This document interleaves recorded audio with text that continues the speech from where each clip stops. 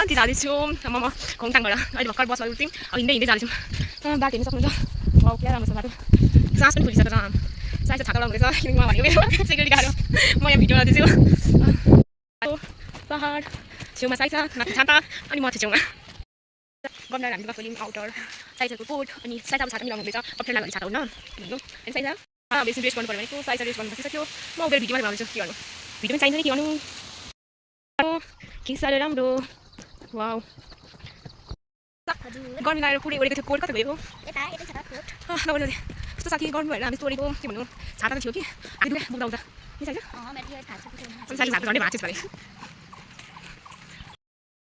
दुध छ कसले मनपर्छ यहाँ छ दुध चाहिँ कति रहेछ माथि पहाड जङ्गल साइज हामी हिँडेको अघिदेखिको झन् 1 घन्टा हुन आँट्यो हामी हिँडेको बिसाउँदै नैसो भएन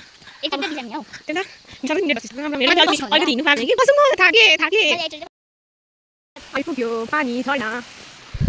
बल्ल बल्ल आधी बाटो आइभन्दा हुन्छ अब हामी हेलो अब हामी अलिकति मात्रै छ धेरै टाढा छैन घरको बाटो हामी आज चोलन्ती आएको हो कि दामसिङबाट हामीलाई चाहिँ टाइट भइसक्यो राम्रो हिँड्दैन पहाडको बाटो हिँड्नु सकिँदैन रहेछ मधेसको मान्छेले नि साइसा हिँड्दा हिँड्दै खुट्टा दुखो के गर्नु लाग्छ नि सुहाउँछ नि के अरे टेम्के र चखेको मुनि छुमी हालेको चोलन्ती जाने बाटोमा माथिको चोलन्ती यतापट्टिको टेम्के छेपी हालेछ कस्तो खाले लागेको पानी पर्न रहेछ थाकेर साइज बसिरहेको छ म भिडियोमा बनाइरहेको छु त्यो माथिको त्यो टेम्के हो जहाँनिर कुहिरोले छोपिएको छ अब अनि हामी जाने भने यो पहाड यो चोलन्ती बाटो चाहिँ यही हो हामी त्यहाँबाट आयौँ अब हामी सर्टकट बाटो हिँड्दैछौँ उहाँ परबाट त्यो खोलाबाट भन्दा यहाँबाट जाने भनेर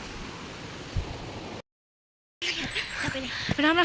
सर्टकट बाटो भनेर झुलेको पुगेको चढेको गएर जानु पऱ्यो अनि बाटो अलिकति खराब भएछ पहिरो गएर उहाँ रोड बनाउँदैछ त्यहाँ ट्र्याक्टरले उयो के ढुङ्गा जाँदैछ हामी यहाँ उभिएछौँ दुईजना के गर्नु वेटिङ गर्नु पऱ्यो भएको मान्छेहरू पनि हामी चोलन्ती आइपुग्यौँ कहिले दाजुलाई पाहाड यहाँ खुसीले सकिसक्यो दादा दिदी छ त्यहाँबाट एउटा बाटो रहेछ नि त मुनि जाने घर चोलन्ती आयो ए त्यो देमाको चौतारा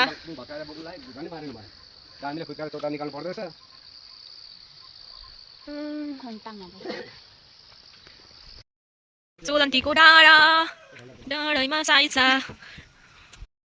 फाइनली हामी हिजो चोलन्ती आइसक्यौँ र आज हामी भिडियो बनाउँदैछौँ चोलन्ती डाँडाको त्यो पछाडि चोलन्तीको डाँडा यो चोलन्ती भन्छ यो यहाँ बस्नु हामी यो घर यो मेरो कैलाश दाजु भनेको घर हो यो भनेको को हो चिन्दैन नि थाहा छैन अनि हेर्नु सक्नुहुन्छ पहाड यस्तरी घुमेर उता माथि चाहिँ टेम्के छ त्यहाँ यो घरदेखि माथि टेम्के छ अनि यता यो यतातिर भनेको चखेवा हो अहिले पुरै खुलिरहेको छ न त बिहान त पुरै कुहिरो लागेको पानी परिरहेको थियो ल बाई बाई यति नै